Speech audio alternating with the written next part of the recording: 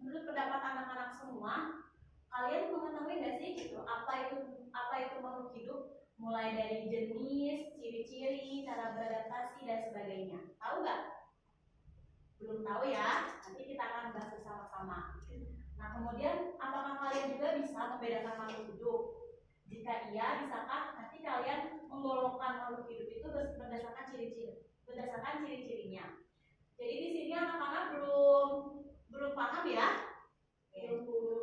Agar lebih paham, kita akan bahas bersama-sama di kegiatan aktivitas. Nah, di sini kita akan melakukan permainan. Permainan namanya permainan menggolongkan. Tujuannya untuk apa? Tujuannya adalah untuk mengetahui ciri-ciri dari makhluk hidup. Nah, kemudian medianya Pak Hilman tolong ke depan, tolong dibantu untuk dipegang. Mungkin diisi besarnya.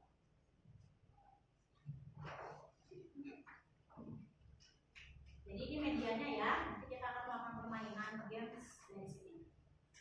Nah, di sekitar lingkungan kita ini terdapat makhluk hidup yang sangat beragam dengan ciri-ciri yang sangat beragam pula. Kemudian kalian semua nanti diminta untuk menggolongkan contoh-contoh gambar acak ini ke dalam kotak yang sudah disediakan. Cara bermainnya seperti apa? Caranya nanti kalian satu persatu maju ke depan, kemudian mengambil satu gambar acak ini. Setelah itu kalian lihat kira-kira ini gambar yang kalian dapat ini masuknya ke kotak yang mana ya? Apakah bergerak atau bernapas? Nah, kemudian anak-anak jika sudah paham, coba ibu akan tanya, tadi gimana permainannya, seru nggak?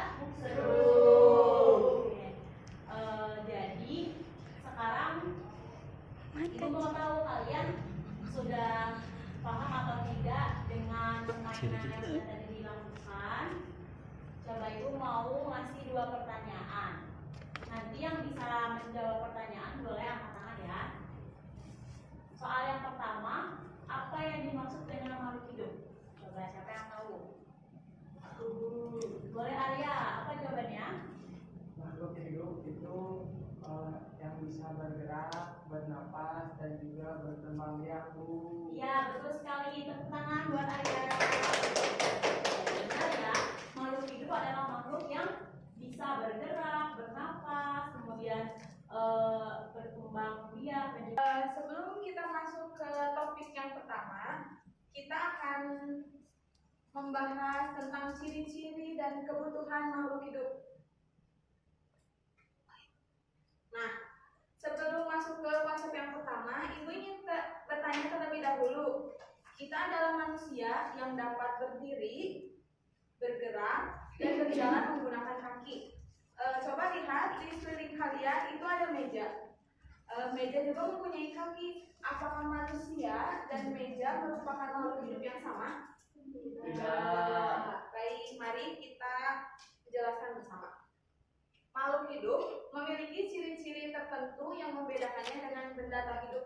Makhluk hidup melakukan aktivitas, sedangkan benda tak hidup tidak melakukan aktivitas.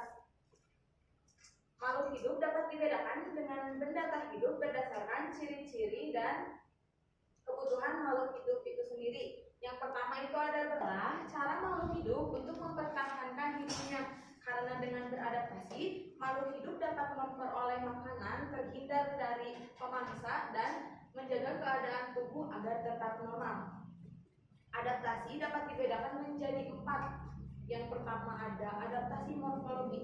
Adaptasi morfologi berkaitan dengan bentuk dan struktur organ tubuh yang dapat diamati secara langsung, sehingga dapat dikenali dan dapat ditemukan.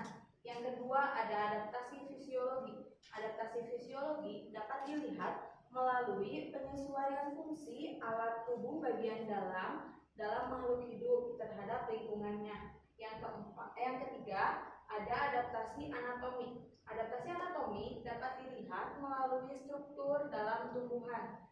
Sedangkan yang keempat ada adaptasi perilaku. Adaptasi perilaku dapat dilihat melalui tingkah laku makhluk. Sebagai tempat hiburan dengan membuat taman rekreasi atau binatang. dari pembahasan tentang pelestarian hewan dan tumbuhan. Sampai jumpa lagi di lain kesempatan. Terima kasih.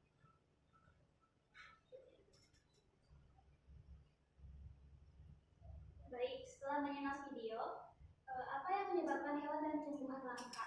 Hewan dan tumbuhan menjadi langka atau berada di dalam kepunahan disebabkan oleh kepadatan penduduk.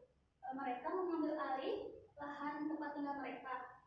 Untuk kepentingan manusia juga, hutan semakin gundul dan pemburuan liar pun menjadi faktor utama adanya penyebab tumbuhan dan hewan menjadi langka atau berada di ambang kepunahan. Selanjutnya, bagaimana cara pelestariannya? Yang pertama, kita bisa melakukan reboisasi atau penanaman kembali hutan yang gundul. Karena kita bisa menjadikan tempat perlindungan bagi hewan karena berasal dari makhluk hidup sebelumnya atau pada makhluk hidup zaman dahulu. Karena mereka dapat bereproduksi dan beradaptasi dengan lingkungannya. Jika mereka tidak bisa beradaptasi dan melakukan bereproduksi, maka makhluk hidup pada zaman dahulu akan punah. Contohnya seperti dinosaurus.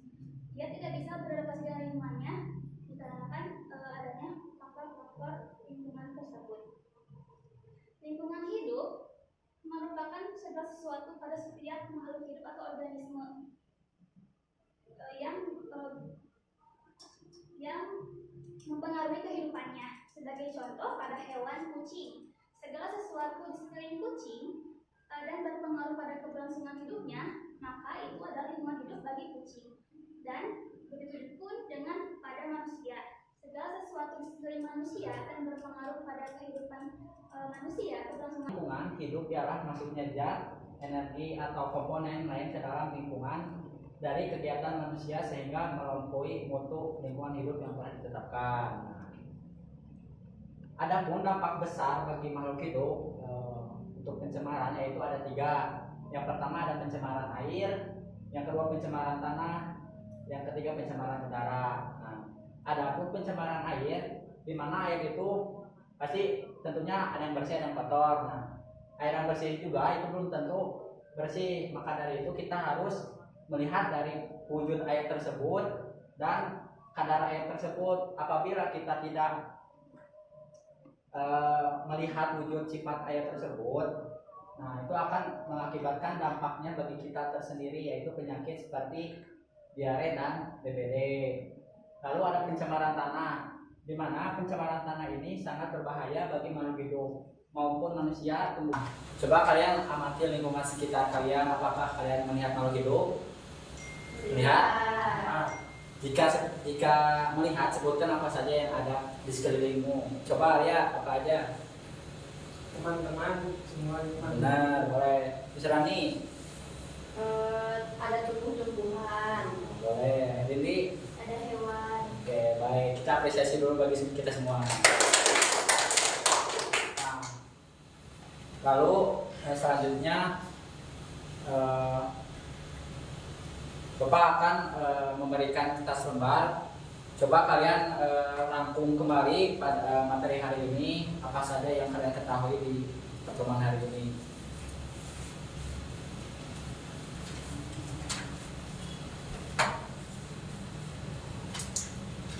Pada topik pembahasan hari ini adalah ciri-ciri, yaitu bernafas, membutuhkan makanan dan minuman, bergerak, tumbuh dan berkembang, biak, peka terhadap rangsang, dan beradaptasi dengan lingkungan.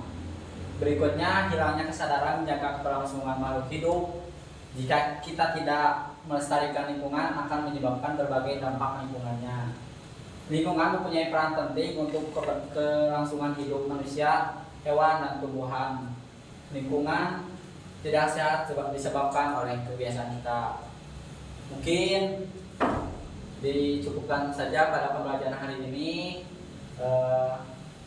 Sebelumnya kita aplaus dulu kepada anak-anak setelah semangat pada pembelajaran hari ini. Nah, mungkin dicukupkan sekian dari Bapak. Mari kita tutup saja untuk pembelajaran hari ini. Kita bertemu lagi minggu depan.